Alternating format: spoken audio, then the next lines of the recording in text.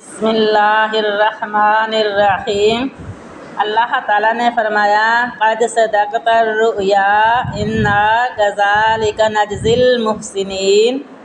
اے ابراہیم، عرض کیجیے رب کائنات، فرمایا تم نے اپنا خواب سچا کر کے دکھایا ہے۔ اللہ نے فرمایا میں اپنے پیاروں کو اسی طرح بدلہ دیتا ہوں۔ اللہ نے فرمایا میں تمہاری سنت کو قیامت تک زندہ رکھوں گا۔ کملی والے کے پیارے دادا نے عرض کی یا اللہ یہ کیسے ہوگا؟ اللہ نے فرمایا قیامت تک قربانیاں ہوں گی، ثواب تمہیں ملتا رہے گا۔ حضرت ابراہیم کا دل مطمئن نہیں ہے کہ بیٹا بچ گیا ہے۔ اللہ تعالیٰ نے فرمایا حیران کیوں کھڑے ہو؟ عرض کی یا اللہ اگر بیٹا ذبح ہوتا تو مجھے بہت ثواب ملتا، یہ تو دمبے کا ثواب ملا ہے۔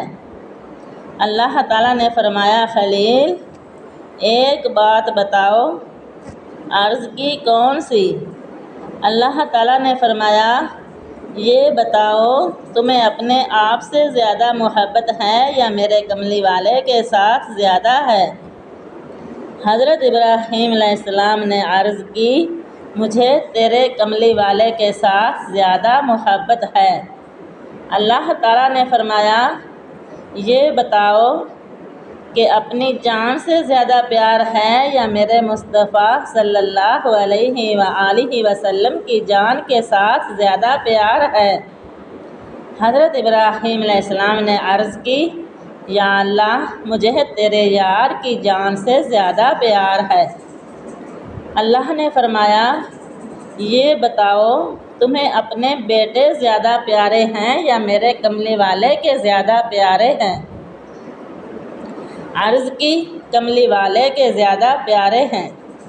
اللہ نے فرمایا میں تمہیں یار کے بیٹے دکھا نہ دوں؟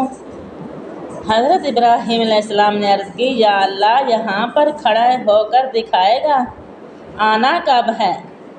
اللہ نے فرمایا انہوں نے 2100 سال بعد آنا ہے، لیکن میں قادر ہوں پہلے بھی دکھا سکتا ہوں۔ اللہ تعالیٰ نے اپنا یار دکھایا، اپنے یار کی اولاد دکھائی اور امام حسین کو دکھایا، امام حسین کی جوانی دکھائی، کملی والے کا وصال دکھایا، سارے صحابہ جو خلفائے راشدین تھے ان کی وفات دکھائی۔ پھر اللہ تعالیٰ نے دکھایا حسین کس طرح مدینہ چھوڑ کر چلے، کیسے مکہ چھوڑ کر چلے ہیں، کیسے میدان کربلا آئے ہیں، کیسے بیٹوں کی قربانی دی ہے۔ حضرت ابراہیم علیہ السلام نے جب یہ منظر دیکھا تو آنکھوں میں آنسو جاری ہو گئے۔ خالق کائنات نے فرمایا سجنا یہ جو میرے حسین کے غم میں تیرے آنسو گرے ہیں، ان آنسوؤں کے بدلے میں نے تمہیں اتنا ثواب عطا کر دیا ہے جتنا آپ کو بیٹے کے ذبح پر ثواب ملنا تھا۔ سبحان اللہ۔